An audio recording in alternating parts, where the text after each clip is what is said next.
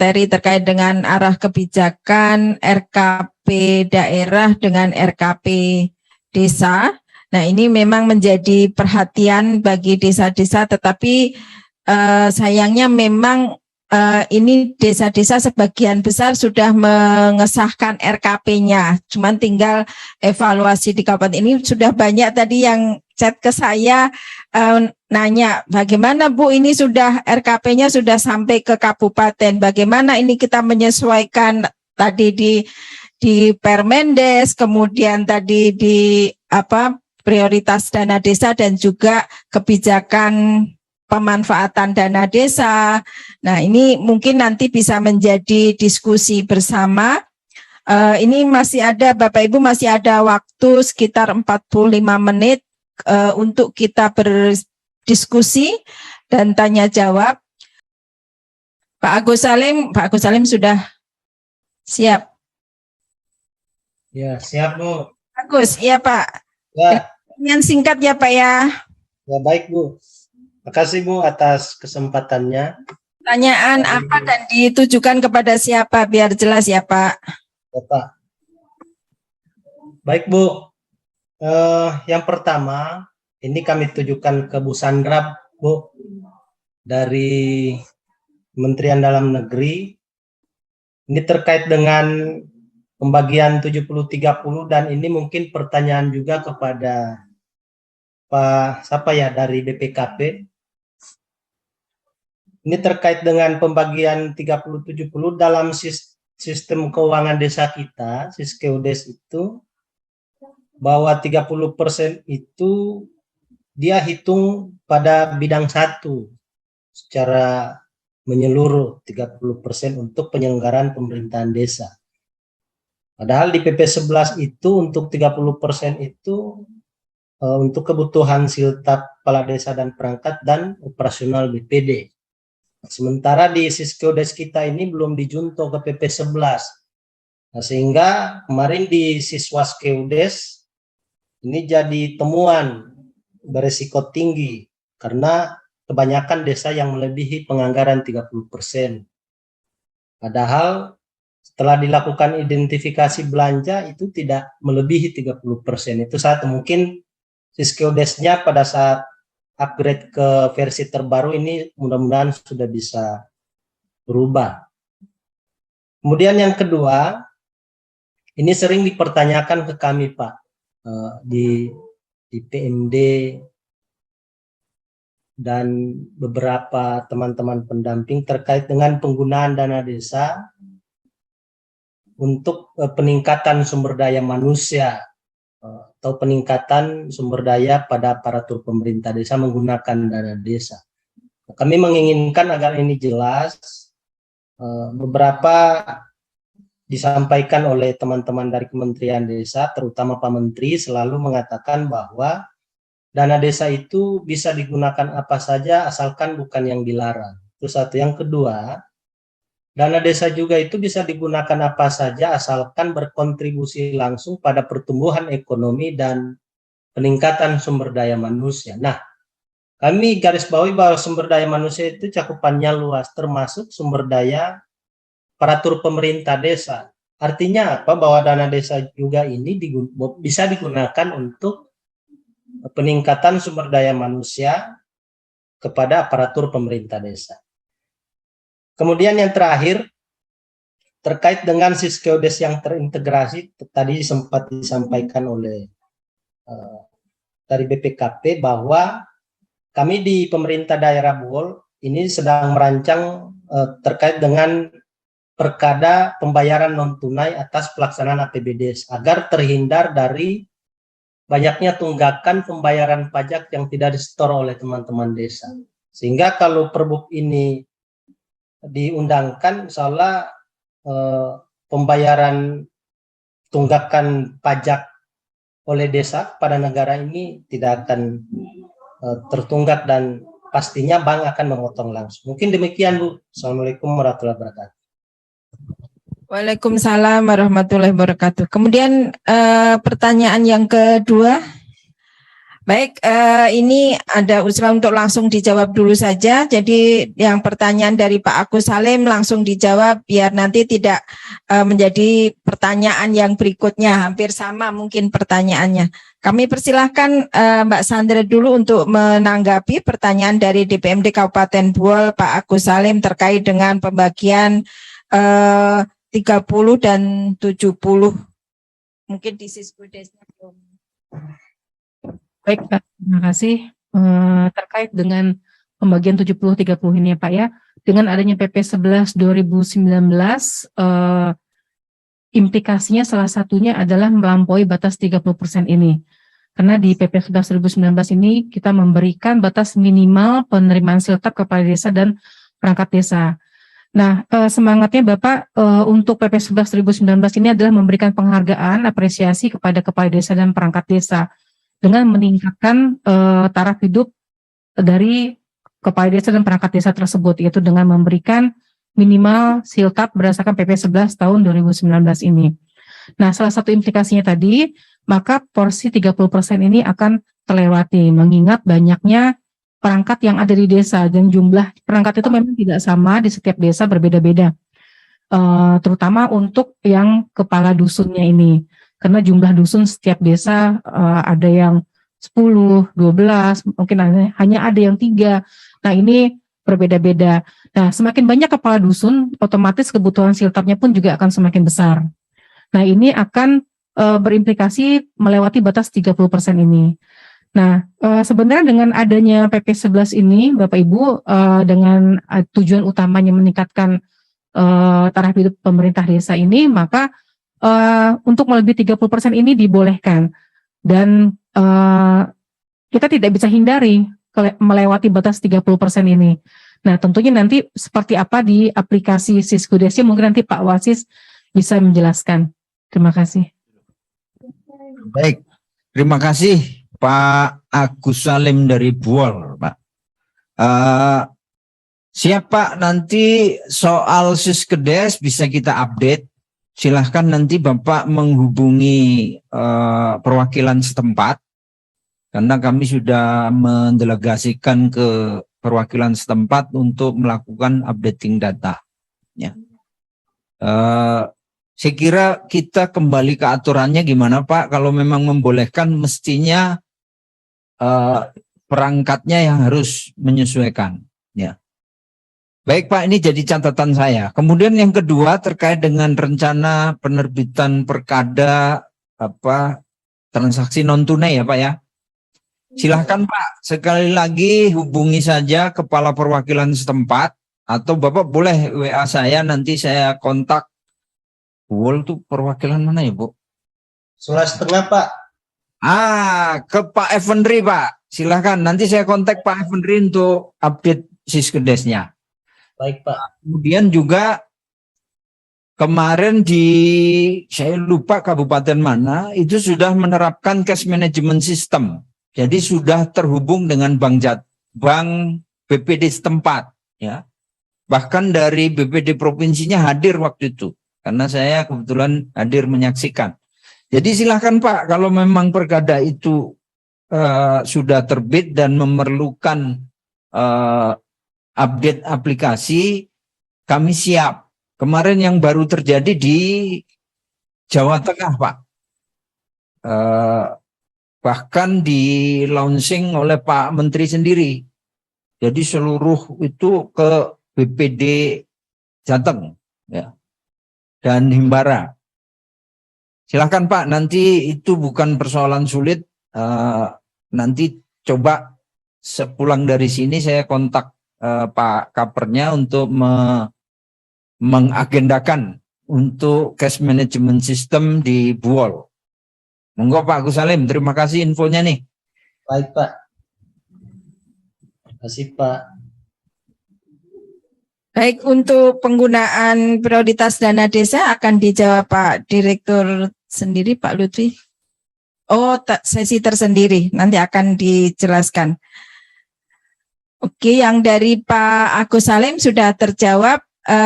Lanjut satu lagi dari Dinas. Silakan Pak.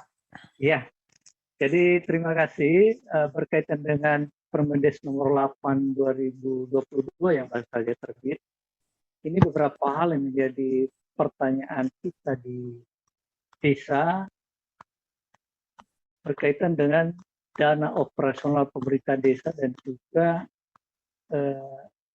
keluarga miskin ekstrim di desa. Jadi memang menjadi pertanyaan menyangkut masalah kriteria warga miskin di desa ini bisa menjadi problem di desa. Kenapa? Karena selama ini sudah warga desa itu menerima BLT dana desa dari 2020 sampai 2022. Dan ketika sudah dikurangi maksimal 25%, di desa biasanya terjadi konflik. Nah, maka bisa terjadi kemungkinan pemerintah desa untuk menjaga tidak terjadinya konflik di desa, maka bisa saja nanti kemungkinan tidak ada BLT di desa. Nah, ini kemungkinan terjadi nanti di desa. Lalu yang kedua berkaitan dengan operasional, apakah dana operasional desa, pemerintah desa ini, kalau kami lihat dari latar belakangnya kemarin itu diakomodir di pusat dari aspirasi dari APDESI yang sebenarnya mengharapkan ini adalah dana operasional kepala desa, karena begitu banyak kebutuhan kepala desa dalam rangka mendukung semua kegiatan di desa. Nah, di sana memang beberapa hal sudah dialokasikan di dalam penggunaannya, yaitu salah satunya adalah untuk kegiatan protokoler di desa. Apakah misalnya kegiatan protokoler di desa itu misalnya saja ketika pihak pemerintah kabupaten berkunjung ke desa melakukan misalnya katakanlah resmian atau melakukan panen bersama, apakah seperti ini yang bisa didanai dari dana operasional pemerintah desa? Jadi itu beberapa hal bakal yang perlu penguatan dari para narasumber. Terima kasih. Terima kasih Pak Vano. Mungkin ini nanti juga akan dijawab oleh Pak Dir Lutfi, tapi sedikit juga mungkin nanti akan dijawab juga oleh Pak Aris untuk saat ini. Silahkan Pak Aris.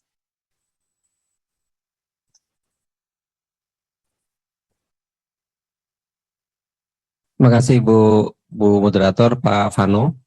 Terkait dengan masalah kemiskinan ekstrim ya yang berhubungan dengan penetapan batasan maksimal untuk BLT 25%. Jadi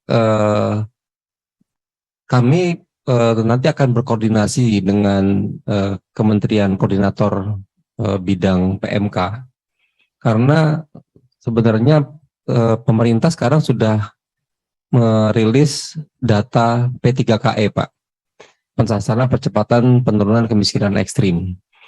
Itu yang mendata itu BKKBN, dan kita sudah menggunakan data itu juga untuk penentuan jumlah penduduk miskin ya dalam formula alokasi formula. Nah, ke depan mungkin di tahun 2023 arahnya nanti kami akan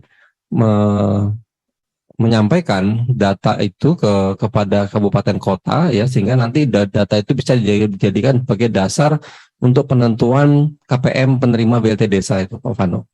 Jadi dengan adanya data P3KE tentunya tidak ada alasan desa untuk tidak melaksanakan BLT desa itu, karena kita sudah menggunakan basis data yang established ya, yang sudah dirilis oleh pemerintah. Nah, kemudian kalau untuk dana operasional mungkin nanti lebih detail disampaikan oleh Pak Lutfi ya di sesi siang, karena memang sosialisasi untuk Permendes 8 itu nanti siang sebenarnya ya. Tapi pada prinsipnya kami mendesain kebijakan mengenai dana operasional itu berdasarkan apa yang disebutkan di dalam risalah pertemuan atau silatnas abdesi dengan Bapak Presiden, Pak. Di dalam risalah atau keputusan Pak Presiden itu disebutkan bahwa dana operasional itu untuk pemerintah desa, bukan untuk kepala desa. Nah, sehingga nanti kalau bagaimana detailnya, apakah itu nanti bisa digunakan untuk yang kegiatan-kegiatan sifatnya operasional, untuk keprotokoler dan sebagainya, mungkin nanti siang itu bisa dielaborasi lebih jauh ya Pak Vano ya. Tapi prinsipnya kami tidak mengarah kepada dana operasional kepala desa, Pak. Kenapa? Karena kembali lagi bahwa dana desa itu di dalam Undang-Undang Nomor 6 tahun 2014 itu menyebutkan penggunaannya itu untuk 4 bidang, ya 4 bidang. Jadi untuk pemerintahan, kemudian untuk pembangunan, pemberdayaan dan kemasyarakatan, Pak. Jadi kalau misalnya kita mau menggunakan itu untuk operasional kepala desa, konsekuensinya kita harus revisi dulu Undang-Undang 6 itu, Pak Vano. Jadi mungkin ini kan banyak teman-teman yang hadir ya, yang ikut di dalam pertemuan ini, mungkin itu bisa menjadi satu gambaran kenapa dana operasional itu tidak kepada kepala desa, tapi lebih kepada pemerintah desanya. Mungkin itu Bu Moderator, Pak Vano ya. Saya kembalikan, terima kasih. Baik, terima kasih Pak Aris. Dan mungkin juga bisa saya tambahkan di dalam pengolahan Permendagri 20 tahun 2018 terkait dengan pengolahan keuangan desa itu tidak ada kode rekening yang menyebutkan operasional kepala desa. Yang ada adalah operasional pemerintah desa. Mungkin untuk selanjutnya pertanyaan-pertanyaan sudah direkap oleh teman-teman yang dari chatroom. Langsung saja izin Pak Aris, Pak Wasis dan Mbak Sandra. Langsung saja ini pertanyaannya. Pertama dari Kabupaten Luwu Timur, bagaimana kebijakan dana desa yang membiayai kegiatan di luar prioritas penggunaan dana desa sebagaimana yang diatur, apakah ada sanksi? Kemudian yang kedua dari Ibu Francisca dari Maluku Tenggara, untuk penilaian kinerja sebaiknya melibatkan pendamping karena pendamping itu apa yang dilaksanakan di masing-masing, dia tahu apa yang dilaksanakan di masing-masing desanya. Kemudian dari DPMD Kulon Progo, mohon info PMK tentang pengelolaan dana desa tahun 2023 akan diterbitkan bulan apa? Kemudian dari Gorontalo, apa indikator kemiskinan ekstrim dan bagaimana cara menilai dan mengukurnya? Mungkin yang pertama 4 dulu ya, langsung dijawab yang pertama dulu ini tadi, halaman pertama dulu. Kemungkinan ini lebih ke Pak Aris semua.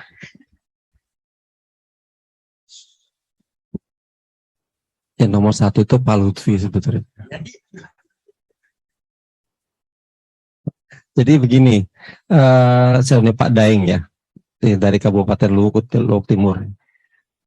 Prinsipnya kalau ditanya apakah ada sanksi atau tidak, kita tidak mengatur sanksinya ya, tidak ada sanksinya. Tapi memang kalau kita perhatikan, contoh lah misalnya kayak di tahun 2022 ini, ketika ada ketetapan minimal 40% untuk BLT, 8% untuk COVID, kemudian 20% untuk ketahanan pangan. Yang untuk COVID dengan yang untuk ketahanan pangan itu nggak ada sanksinya tuh, ya. Terlihat itu nggak ada sanksinya atau nggak ada konsekuensinya lah, bukan sanksi. Tapi kalau kita lihat yang 40% non BLT, yang untuk 40% untuk BLT, itu sebenarnya ada konsekuensinya itu. Ada konsekuensinya. Bahkan ada beberapa desa yang sama sekali tidak menganggarkan dana desa untuk BLT, itu 40%-nya kita nggak salurkan. Itu implikasi saya sebut ya, bukan sanksi. Jadi begini Bapak Ibu sekalian, kalau misalnya kita sudah membuat daftar prioritas atau skala prioritas untuk penggunaan dana desa, tadi disebutkan, nanti mungkin lebih rincinya nanti Pak Dirjen PDP ataupun Pak Lufi akan sampaikan ya. Di situ ada penyebutan mengenai untuk pemulihan ekonomi, kemudian untuk ketahanan pangan, untuk pemberdayaan BUMDes atau penguatan BUMDes. Kemudian juga ada yang kita sebut dengan prioritas lainnya. Nah, kalau menurut saya sebenarnya yang harus diutamakan oleh pemerintah desa itu adalah yang atas tadi dulu. Saya yakin masih ada sisanya. Kalau ada sisanya baru nanti kemudian yang prioritas lainnya. Itu yang kebutuhannya desa apa, untuk bagaimana, seperti apa. Itu nanti adanya di situ gitu. Jadi tolong kita pahami bahwa ketika pemerintah menentukan skala prioritas, berarti itulah yang harus diutamakan oleh pemerintah desa dalam rangka untuk penggunaan dana desa. Seperti itu ya kira-kira. Kemudian tuh yang kedua, Ibu Francisca. Melibatkan pendamping. Kami sepakat, kami setuju untuk pelibatan pendamping, tapi gimana caranya supaya kita bisa menjamin bahwa pendamping itu tidak ada subjektivitas. Kalau pemerintah daerah, kita bisa jamin tidak ada subjektivitas, akan objektif. Kenapa? Karena pemerintah daerah itu adalah pembina. Pembina ada di level pemerintah daerah, pembina desa. Kan, jadi kami bisa menjamin bahwa keterlibatan Pemda dalam rangka penilaian kinerja desa itu akan objektif. Nah, kalau misalnya kita mau melibatkan pendamping, saya belum bisa melihat atau bisa menjamin objektivitasnya. Tapi nggak apa-apa, itu bisa untuk pembelajaran kita atau untuk ke depan lah ya. Kalau memang kita bisa lebih melibatkan.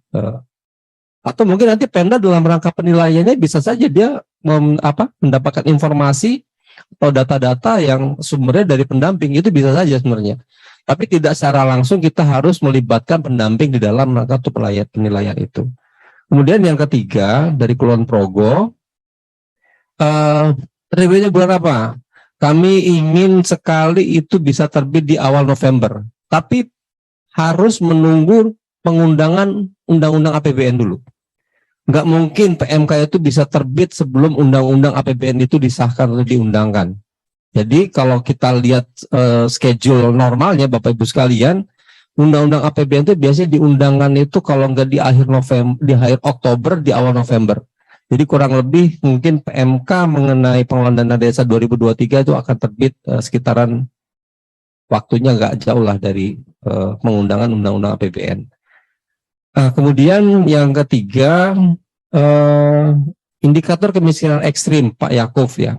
Pak Yakub, tadi saya sudah sampaikan bahwa indikator kemiskinan ekstrim sekarang sudah nggak perlu kita perdebatkan lagi. Karena dengan data P3KE yang dirilis oleh pemerintah, itu sudah menentukan siapa dan di mana lokasi orang-orang yang tadi masuk dalam kategori ekstrim. Nah, Bapak Ibu sekalian, kemarin bahkan bulan kemarin ya kami diundang rapat oleh Kemenko PMK. Di dalam rapat itu kita membicarakan mengenai rencana penyampaian data P3KE oleh Presiden kepada seluruh kepala daerah. Mudah-mudahan itu sudah disampaikan. Nanti kalau sudah mau melaksanakan BLT desa di 2023 sudah bisa menggunakan data P3KE yang disampaikan oleh Presiden kepada kepala daerah. Mudah-mudahan itu sudah dilaksanakan. Mungkin itu yang dapat kami informasikan untuk empat penanya ini ya.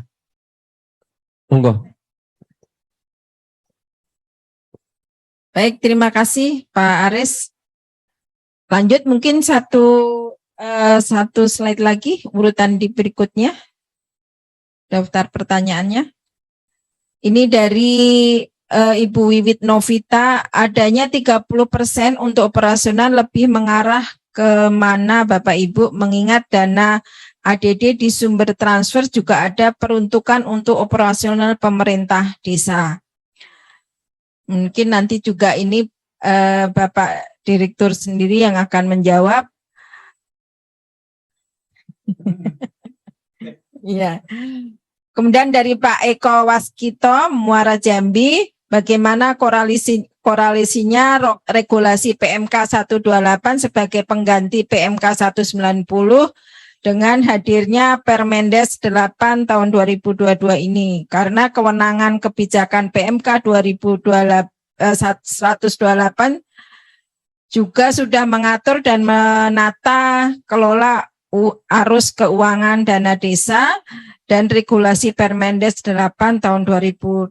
Mohon pencerahannya. Kemudian Ibu Sandra, Dirjen Bina untuk kegiatan yang masuk dalam pembiayaan 3% operasional pemerintah desa yang bersumber dari dana desa, sudah adakah contoh real karena kode rekening yang ditetapkan Kemendagri?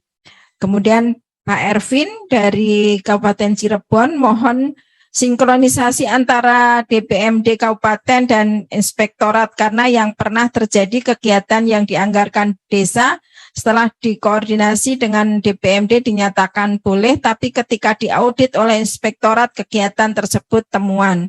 Nah, ini mungkin nanti Pak Wasis yang nomor 4 ya Bapak, nomor 4 sama nomor 2. Nomor 1 dan nomor 2 mungkin Pak Aris juga bisa memberikan tanggapan nanti sedikit. Ini Mbak Sandra dulu. Terima kasih Bu Yayu. Ini untuk poin 3 ya. Untuk kegiatan masuk dalam pembiayaan 3% operasional pemerintah desa yang bersumber dari dana desa. Contohnya apa?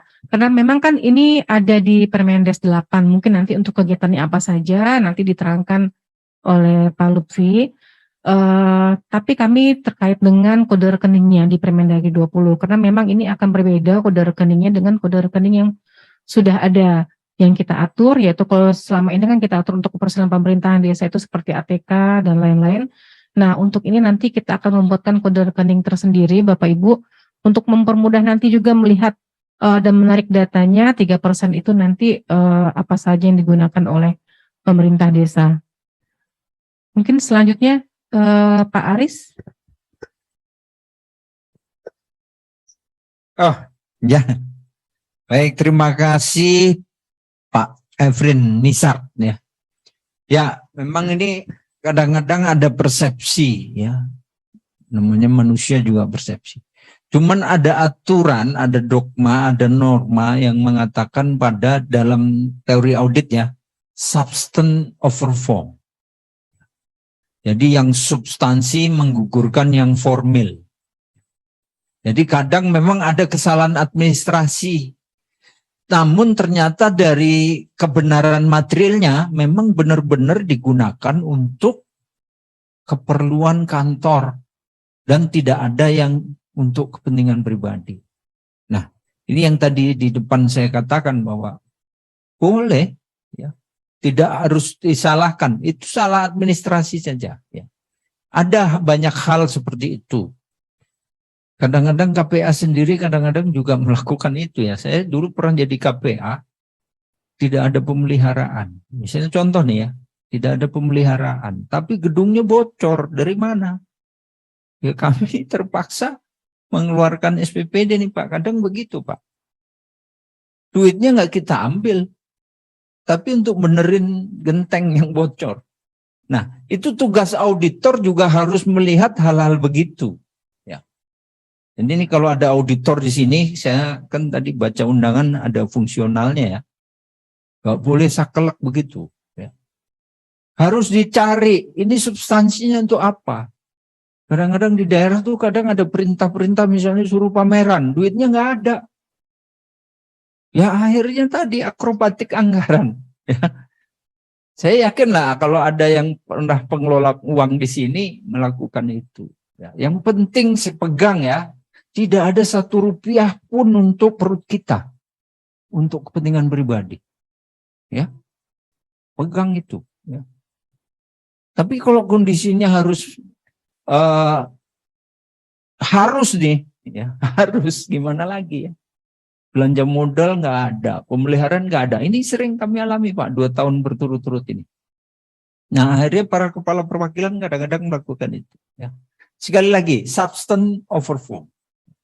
Contoh misalnya ya, kemarin ada yang tanya ke saya nih, Pak, PMK di kami luar biasa, Jambi nih. Sementara menunggu duit dari daerah lama. Nah ini kalau jadi Pak Gebluk, gimana? Apa boleh dari desa? Silakan. Ada forum Musrenbang dan Musdesus yang bisa dijadikan itu. Jadi jangan sampai kita ada uang, ada kejadian, yang harus segera diselesaikan, hanya karena aturan kemudian dibiarkan. Dampaknya lebih parah. Ya Kanjuruhan contohnya ya. Pintu dikunci. Padahal situasi udah ini, mesti buka lah. Itu kan untuk mencegah orang yang tidak pakai tiket mau masuk, dikunci dulu. Tapi ketika kebutuhan mendesak harus buka, ya buka. Ya. Tidak kaku. Ya. Nah, silakan.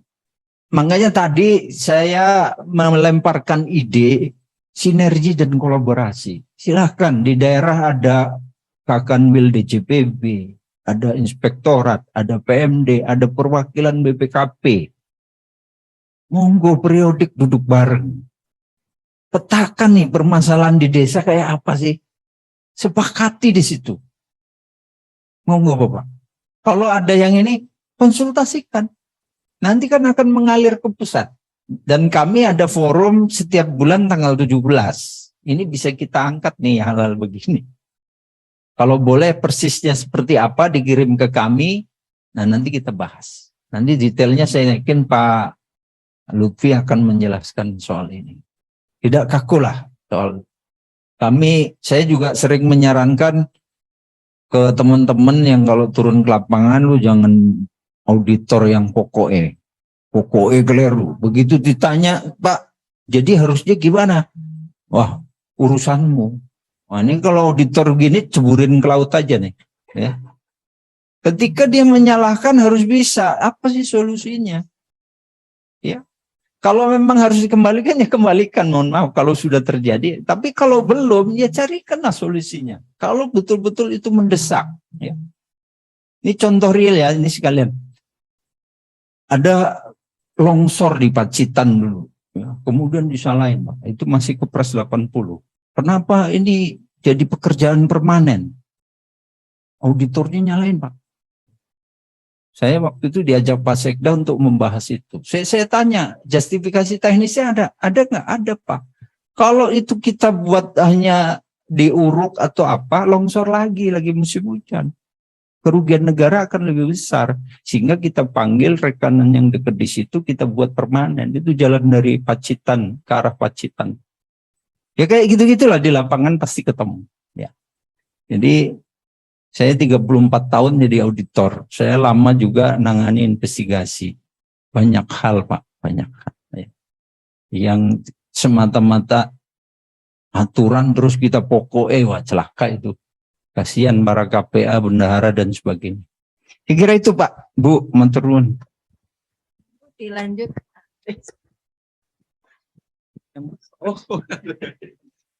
Yang nomor 2 ya Pak Eko Waskito ya. Jadi Pak Eko, kalau regulasi PMK 128 itu kan menyangkut pelaksanaan dana desa 2022 ya.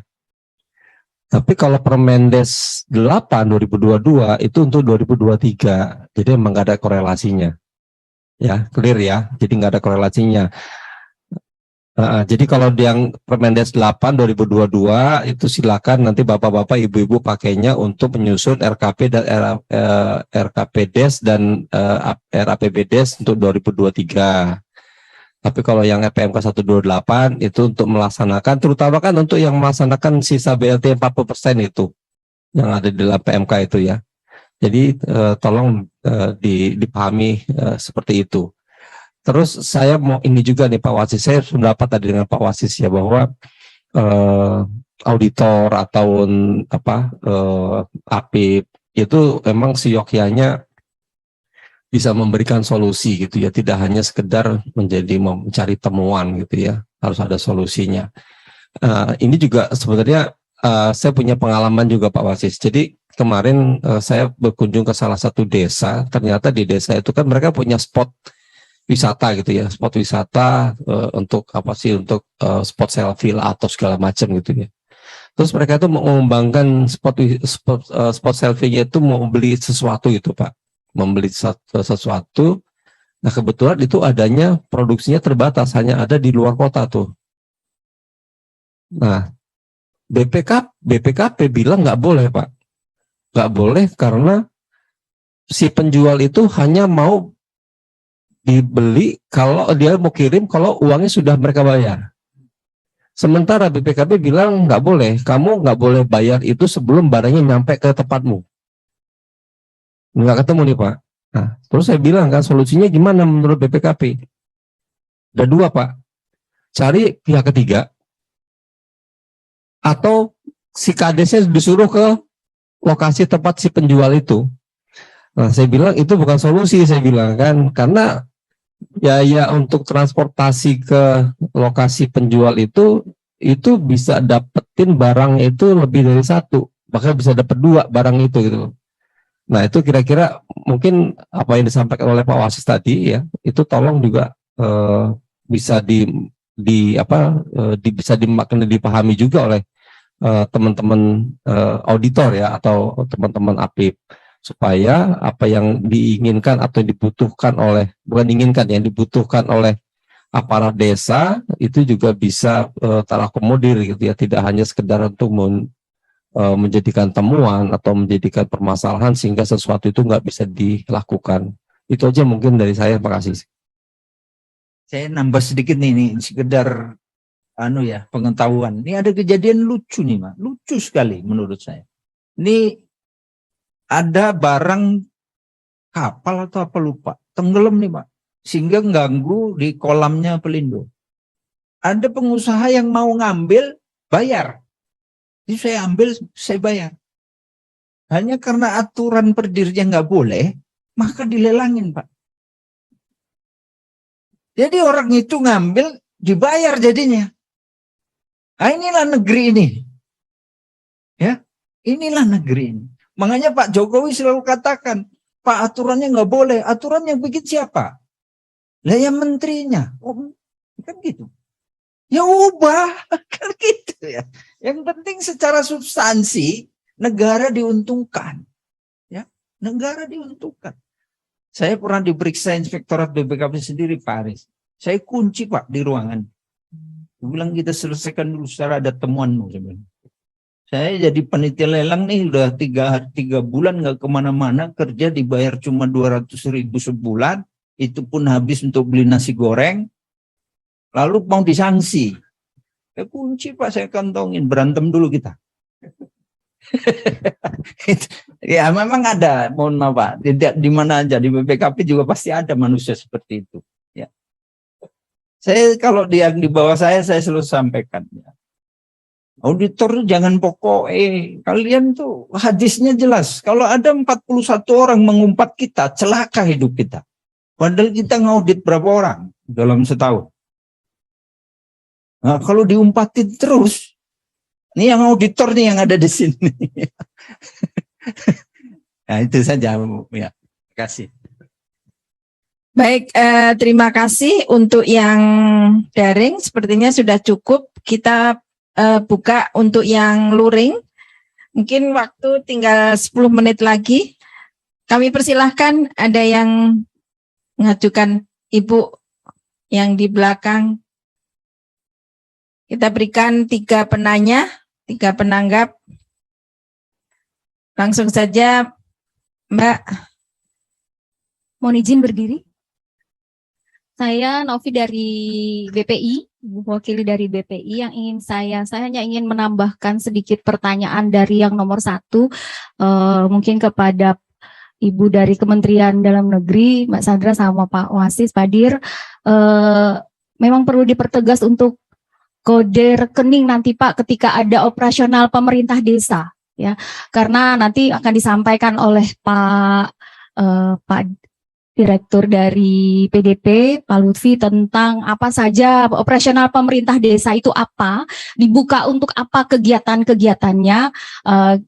Saya pikir ini perlu nanti disepakati bersama, ada forum bersama lagi, karena tidak hanya pada kode akun 0101 tentang penyelenggaraan pemerintah desa, tetapi dia bisa terbuka ke kode 01, 04, 05, 06, dan seterusnya. Jadi kalau saya membaca dari hasil Permendes prioritas nomor 8 ini akan bisa terbuka di kode rekening 01, tetapi di kode belanja 12345. Seperti itu. Karena yang kalau dari bahasa operasional pemerintah itu hanya bisa di 0101. Ya, di kode 010104. Tetapi yang lainnya tidak terbuka. Nah, ini pasti akan menimbulkan banyak pertanyaan hebat dari seluruh pemerintah desa.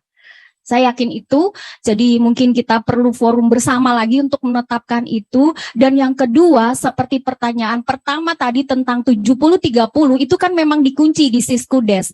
Jadi ketika desa itu sudah melampaui 30% akan bunyi, Bu, kelenteng-kelenteng gitu. Nah, memang di perencanaannya dia nggak masalah. Di perencanaan itu dia akan tetap bisa terencana. Tetapi ketika desa sudah melaksanakan penata usahaan, nggak akan muncul uangnya karena melebihi 30%. Jadi kalau bisa secara sistem, kalau memang bisa PP 11 ini melampaui itu dibuka. Nah, karena di penata usahaannya akan bermasalah. Tetapi kalau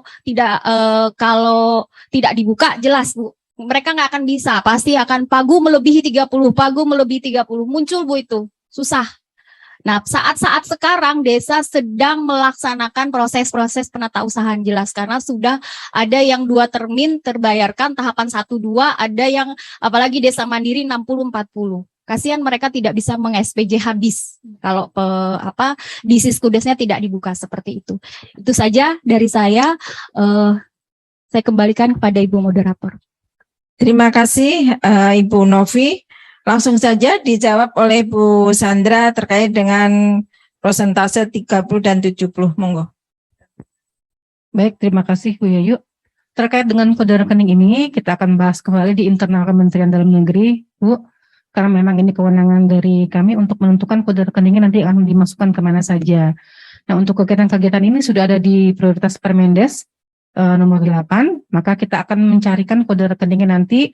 Kita akan membuat juga kode rekening, sehingga nanti pemerintah desa juga bisa mengakomodir kegiatan-kegiatan tersebut dalam kode rekening yang akan kami sampaikan. Lalu terkait dengan adanya lebih dari 30% tadi, karena memang seharusnya sistem mengikuti regulasi.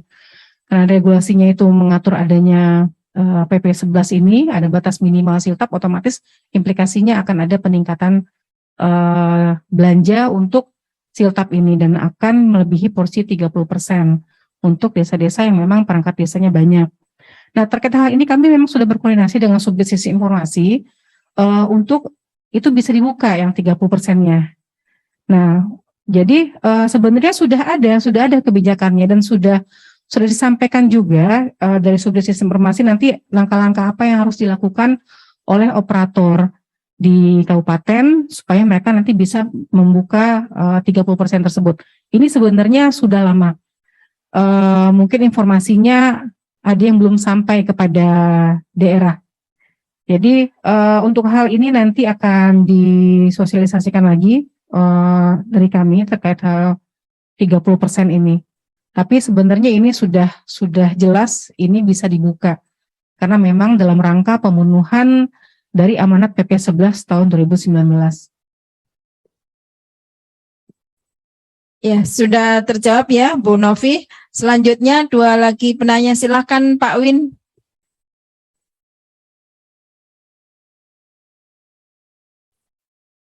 Baik, terima kasih Bu Moderator, Bu Yayu. Saya kira kita ini sepakat sekali kalau penggunaan dana desa ini digunakan dengan baik dan benar. Namun beberapa waktu terakhir ini kami mendapatkan informasi dari teman-teman di daerah bahwa ada APH dari Kejaksaan dan Kepolisian itu yang mengintimidasi desa. Kemudian desa itu diminta untuk menganggarkan untuk kegiatan bintek. Nah, menggunakan dana desa. Kemudian pelaksanaannya pun di daerah lain maksudnya. Nah, ini yang mungkin masih banyak yang berlangsung ini di beberapa kabupaten. Kami tidak akan menyebutkan kabupaten mana. Namun ini masih berlangsung dan semakin banyak yang melakukan itu. baik dari kejaksaan maupun kepolisian itu langsung mengintimidasi desa, dan kalau tidak mau menganggarkan itu kemudian memanggil kepala desanya supaya mau menganggarkan. Padahal sebelumnya tidak dianggarkan dalam APBDes-nya. Nah, saya kira mohon pendapat pas ini pada ada kesempatan dari bapak-bapak dan ibu pemangku kepentingan yang bisa memberikan pandangan seperti apa trik dan cara mengatasi hal ini sehingga penggunaan dana desa tetap dilaksanakan dengan baik dan benar. Saya kira demikian. Terima kasih Pak Win. Mungkin langsung saja bisa dijawab oleh Pak Wasis. Sebenarnya kalau terkait dengan penganggaran BIMTEK itu kan sebenarnya boleh-boleh saja ya, hanya karena ini masalahnya tidak teranggarkan di dalam APBDes. Itu.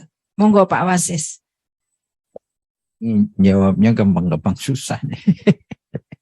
Gampang, susah sekali. Ya, ini dialami juga kemarin di Buleleng, Pak. Ya.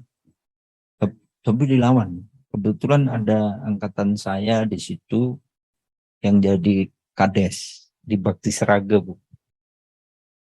Ya, ini memang kalau BIMTEK sih boleh-boleh aja, Pak ya. Boleh-boleh aja. Ini juga suara dari senator dari Biren tuh, Pak Sudirman kalau nggak salah juga ngomong begitu. Gimana tuh Pak Wasis? Di Sumut juga, Pak.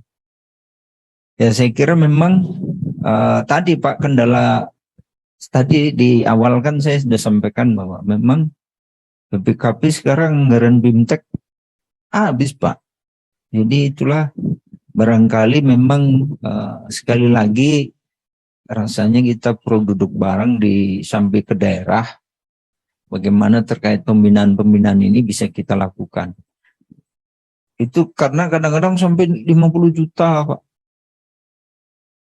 Tapi ya jalan-jalan aja akhirnya. Outcome-nya nggak didapat. Ya, gimana ya? Nanti ini penyelesaiannya harus Pak, ngopi bareng nih, Pak. Harus ngopi bareng.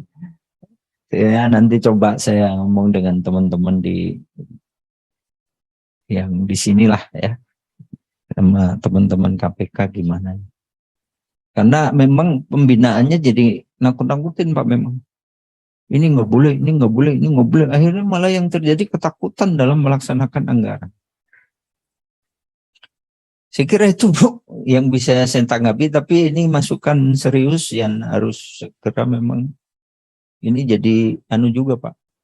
Pertanyaan di waktu RDP kepada kami dulu. BPKP di mana kok sampai terjadi begitu? Ya, silakan Pak Aris. Izin ya, Bu Yayu, saya koron rembuk. Ya, memang isu ini sudah kami dengar juga nih Pak Win ya, Pak Lutfi, Pak Randy dan teman-teman Pak Ibu sekalian. Saya juga sebenarnya belum punya solusi yang saya rasa itu tepat gitu ya, atau yang strategis gitu ya, karena memang ini bingung juga kita ini, karena sama-sama aparat hukum yang harusnya menegakkan hukum malah jadi membuat masalah hukum gitu ya. Tapi saya ingat dulu kan perasaan saya pernah ada kayak semacam MOU ya. Ya. Ada cyber dana desa dulu ya. Nah itu mungkin itu yang perlu kita kita bangkitkan kembali. Saya harap saya juga pernah laporkan ini ke Pak Dirjen ya, Pak Dirjen PK Pak Prima. Mungkin juga nanti Pak Lutfi terus Pak Wasis juga bisa sampaikan juga ke pimpinan kita apakah nanti ini perlu nanti kita bentuk lagi ya, kita hidupkan lagi itu yang sekretaris bersama itu, sehingga di pemerintah pusat itu nanti ada benar-benar ada yang bisa in charge untuk mengawasi itu, dan nggak menutup kemungkinan apakah itu nanti kita melibatkan APH juga di dalam sekber itu, sehingga mereka juga punya punya keterkaitan di dalam pengelolaan atau pengawasan terhadap pelaksanaan dana desa ini. Jadi mereka jadi bagian dari solusi, jadi bukan jadi masalah gitu ya. Saya lihat memang terakhir ini 2 tahun atau mungkin pada saat COVID ini memang koordinasi kita ya di pemerintah pusat ya, kita dengan APH ini saya lihat koordinasinya emang agak kurang, kendor, bahkan kalau menurut saya bahkan hilang gitu ya. Nah, mungkin itu yang perlu kita hidupkan lagi. Ya mudah-mudahan kalau itu bisa berjalan lagi ya, ada komando nih di level APH tadi untuk mengarahkan supaya yang di bawahnya itu bisa menjaga, bukan malah mengganggu gitu loh. Itu sih mungkin kalau usulan saya ya, Pak Bapak Ibu sekalian. Ya saya nggak tahu tapi harus memulai dari mana gitu ya. Karena dulu seingat saya kan ada Pak Mendagri, Pak Kapolri, terus Kejagung ya dulu ya. Gubernur ya, termasuk gubernur ya, kepala daerah ya. Nah, apakah itu nanti bisa kita aktifkan kembali? Ya nanti monggo lah. Kan ini hostnya kan Pak Lutfi di sini kan, jadi mungkin Pak Lutfi bisa lapor ke Pak Dirjen nanti supaya nanti bisa jadi motor penggerak untuk bisa memulai lagi. Itu aja sih mungkin Bu Yayu, makasih. Baik, terima